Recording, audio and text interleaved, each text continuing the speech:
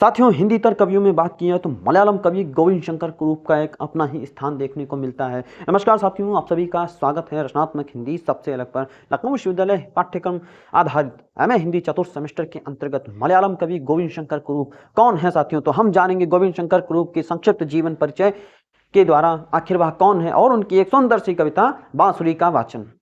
क्या है आखिर बांसुरी कविता जानेंगे, उससे पूर्व हम जानते हैं कि मलयालम कवि गोविंद शंकर कुरूप कौन है साथियों।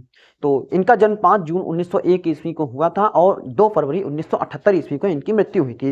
यानी इनका जीवन काल इतना रहा 1901 से 1978 तक साथियों।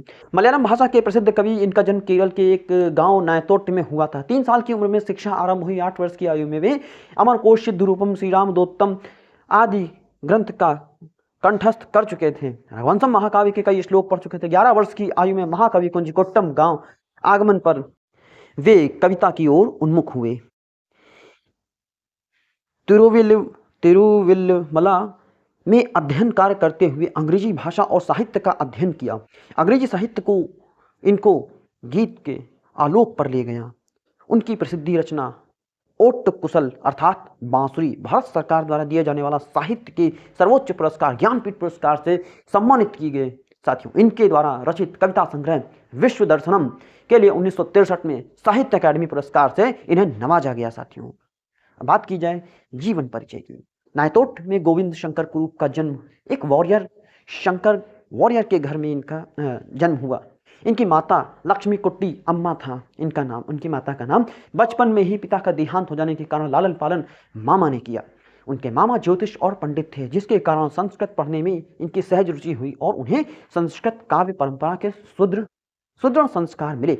आगे की पढ़ाई के बाद पेरूम पावूर में मिडिल स्कूल पढ़ने गए।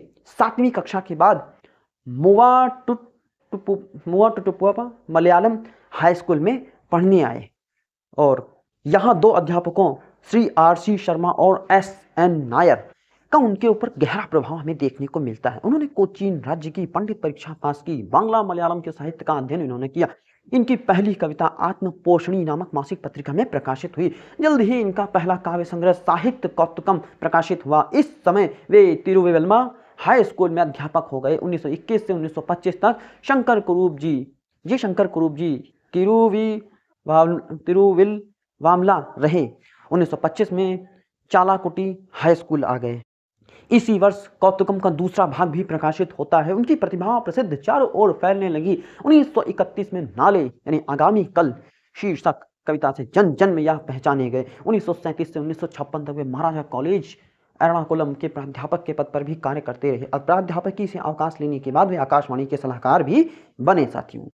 और 1935 में ज्ञानपीठ के बाद उन्हें 1967 में सोवियत लैंड नेहरू पुरस्कार से सम्मानित किया गया। गोविंद शंकर कुरूप को साहित्य एवं शिक्षा के क्षेत्र में 1968 ईस्वी में भारत सरकार ने पद्म भूषण से सम्मानित किया। उसी वर्ष राष्ट्रपति ने राज्यसभा का सदस्य भी इन्हें मनोनीत किया। 1967 से 1972 तक यह सदस्य बने रहे। 1978 में इनकी मृत्यु केरल में राजकीय अवकाश की घोषणा करी गई साथियों। इनकी मृत्यु पर साथियों कुछ इनकी प्रमुख कृतियां देखने को मिलती हैं। कविता संग्रह देखने साहित्य कौतुकम 4 खंडों में प्रकाशित होता है 1923, 1929 में, और सूर्यकांति 1932 में, नवातिथि 1935, पूजा पुष्पमा 1944, निमिषम 1945, चेक तिरुकल मुतुकल 1945, वन गायकन 1947, इतुलुकल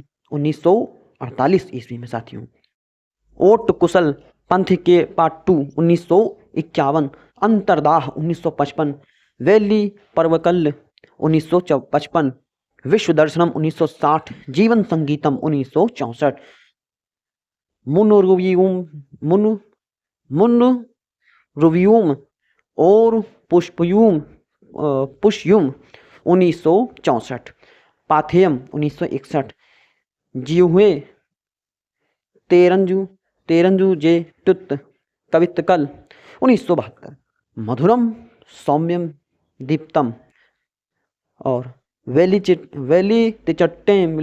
तिंचट्टे दूतम सांध्य रागम साथियों। यह कविता संग्रह साथियों देखने को मिलते हैं साथियों यह मलयालम का उच्चारण हिंदी लिखा हुआ हिंदी उच्चारण है, इसलिए इसको पढ़ने में थोड़ी सी कठिनाई अवश्य हो सकती है। साथियों आगे बात करते हैं। कुछ बाल साहित्य भी इन्होंने लिखा है।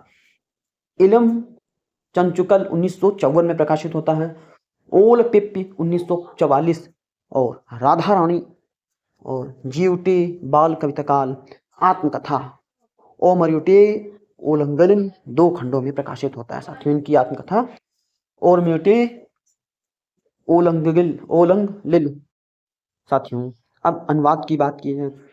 3 बांग्ला में से 2 संस्कृत से, 1 अंग्रेजी के माध्यम से फारसी कृति का और इसी माध्यम से 2 फ्रेंच कृतियों के बांग्ला कृतियाँ गीतांजलि, एकोत्शती, टागोर, संस्कृत की कृतियाँ मध्यम व्यायोग और मेघदूत, फारसी की रुबाइयत एवं उमर खयाम की रुबाइयाँ, फ्रेंच कृतियों की अंग्रेजी नाम the old man who does not want to do तथा the child which does not want to be born.